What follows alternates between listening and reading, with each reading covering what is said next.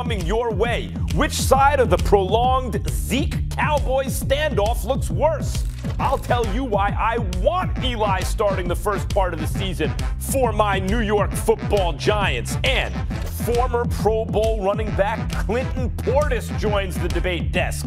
How does he feel about the Zeke holdout? First take right now. Well, it's Tuesday, and obviously on Tuesday, you better be preparing with the people that you've got available to you for Sunday.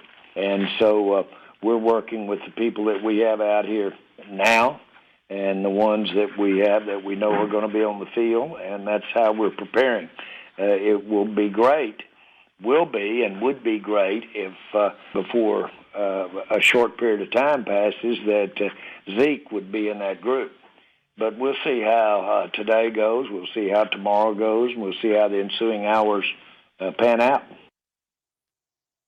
Welcome back to First Take. Damian, Max, Roz, we are coming to you live from above the Heineken River Deck at Pier 17. Jerry Jones, we just heard from him. He has indicated that the Dallas Cowboys have made some progress in their contract talks with Ezekiel Elliott, saying that he was hopeful to have the star running back available to play in Sunday's season opener.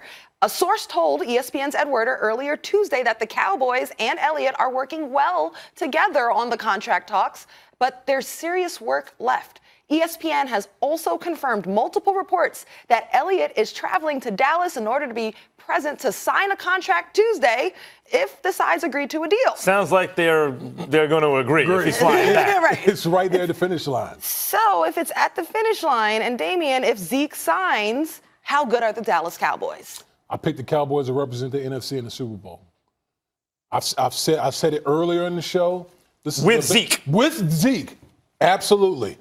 This is the best Cowboys team since the 90s when they had the triplets. They have everything. The offensive line is elite.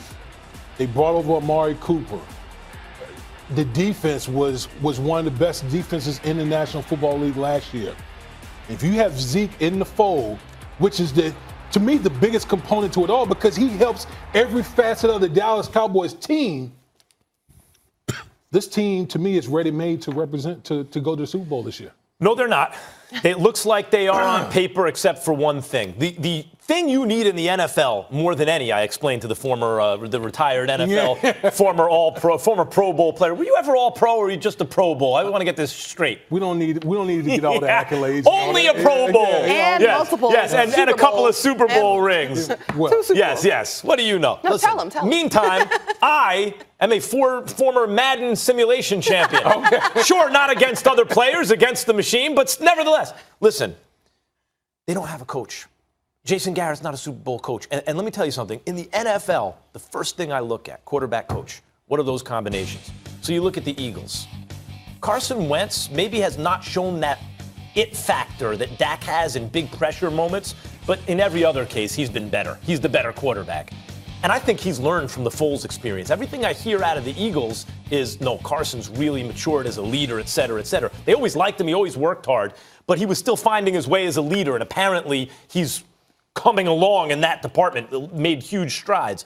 And then you look at the rosters the Eagles match up with the Cowboys. Like, they're as talented as anybody. And they have a coach, Damian. Jason Garrett, this offense is built around the running back. They draft him fourth. They're about to pay him, right?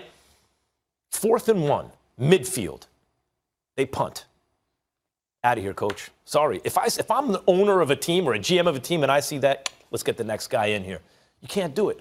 And when I look at that combination versus Peterson, Wentz, and some others, you can look at the Saints. You can look at a couple other. By the way, I'm not a believer in Jared Goff with the chips on the line yet.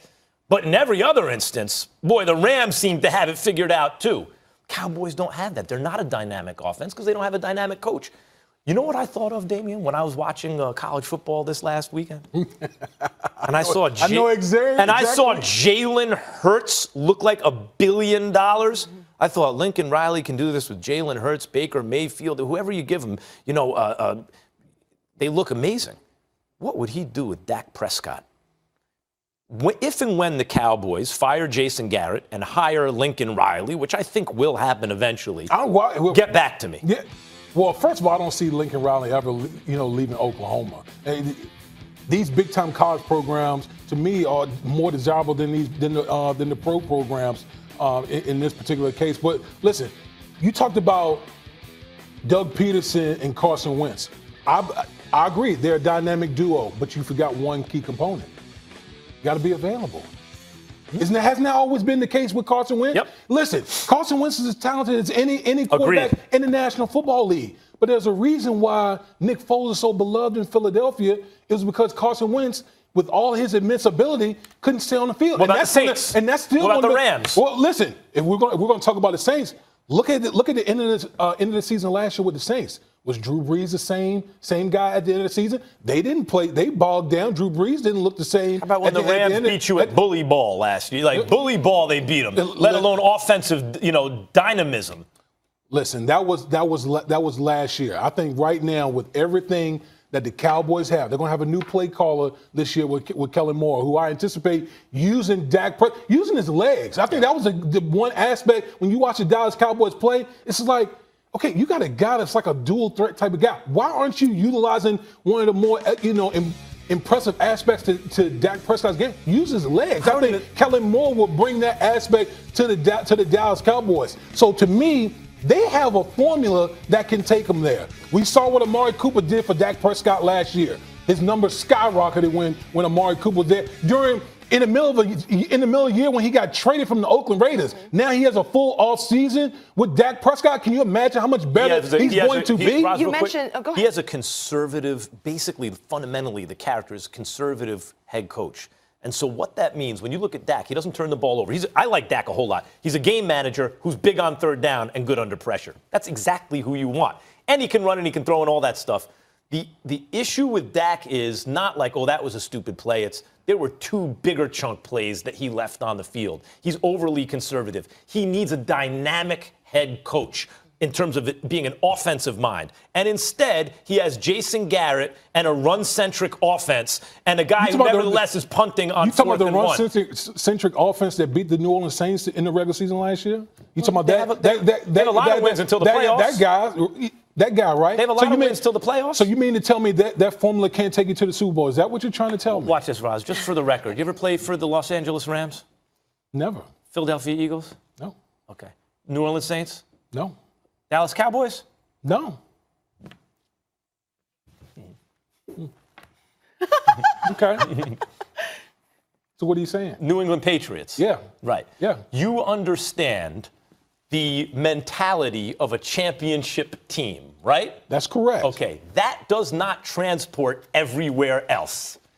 The Dallas Cowboys haven't won a championship in 25 years. The Los Angeles Rams were in the Super Bowl last year. The New Orleans Saints are a perennial contender who've won a Super Bowl in the last, has it been over a decade already? But during the tenure of the head coach and quarterback. The Eagles won a Super Bowl a couple years ago and made a nice little run last year. Not every team has the mentality of the New England Patriots or that kind of culture. That has not been the Dallas Cowboys. They have an owner with a huge ego, so he keeps coaches who won't kind of overshadow him in place, and it's holding him back. See, you and Stephen A., all you guys keep doing is regurgitating the fact that the Cowboys haven't been back to the Super Bowl, haven't won a Super Bowl since the 90s. That has nothing to do with the Dallas Cowboys of 2019. New play caller, one of the best rosters in the National Football League. They got the formula to go out there and make the run. And like I said, I'm not backing away from my prediction. I think the Dallas Cowboys are going to represent the NFC in the Super Bowl. Watch this. New York Jets? Ever played for the New York Jets? I have. Yes. So Dallas Cowboys much closer to that than the New England Patriots. Oh, wow. Really? Okay. Yeah. Okay. All right, guys, we will come back to more conversation here. Coming up next, could Daniel Jones be starting for Big Blue by Week 5 this season? We'll explain and analyze what the G-Men should do about their quarterback situation. And it is Daniil Medvedev coming into Flushing Meadows. We've got coverage of the U.S. Open. It's continuing right after us at noon Eastern here on ESPN. The NFL season is right around the corner. Excitement is building as Week 1 approaches. Who has the best chance to dethrone Tom Brady and the Pats? Will Patrick Mahomes win back-to-back MVPs? Are the Cowboys still an accident waiting to happen? How do? Which new face will have the biggest impact in their new place? We have the best debate previewing the 2019 campaign. And then we're going to have a good nice little bowl of gumbo together. So to get your football fix, it doesn't get any better than right here on First Take.